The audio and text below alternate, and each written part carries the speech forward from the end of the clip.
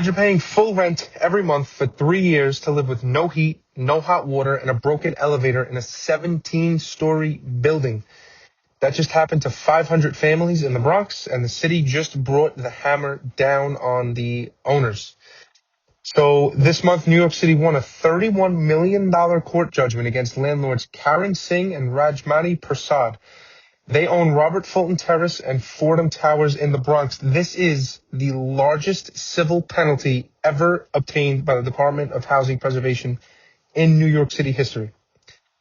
So just to get a little bit more of an understanding, listen to what these tenants have had to live with. So over 1,000 housing code violations, over 4,000 complaints in just the last 2 years, no heat, no hot water, tenants boiling water on the stove to bathe themselves in 2026, rats, roaches, of course, in the apartments, mold growing on walls, crumbling balconies, elevators that have been broken so long that 80-year-olds in 17-story buildings are trapped on their floors.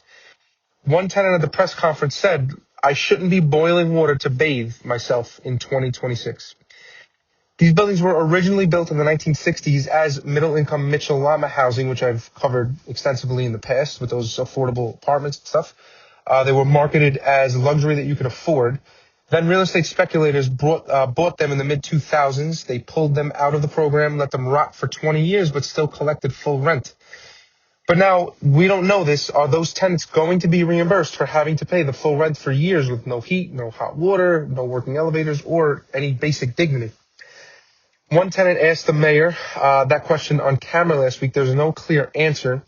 The $31 million is going to repairs and to the city, not to the people who actually suffered so far. The $900,000 that the city froze from the owners' bank accounts is going straight to repairs. Fannie Mae is foreclosing on both buildings. The owners are on the public advocate's worst landlords list and have been there for years. Now, this is the kind of slumlord behavior that everyone agrees is wrong. This is a real win for tenants, a real warning to bad landlords. And the question is whether the city does this 10 more times in the next year or just one. So share this with anyone who cares about housing in New York City.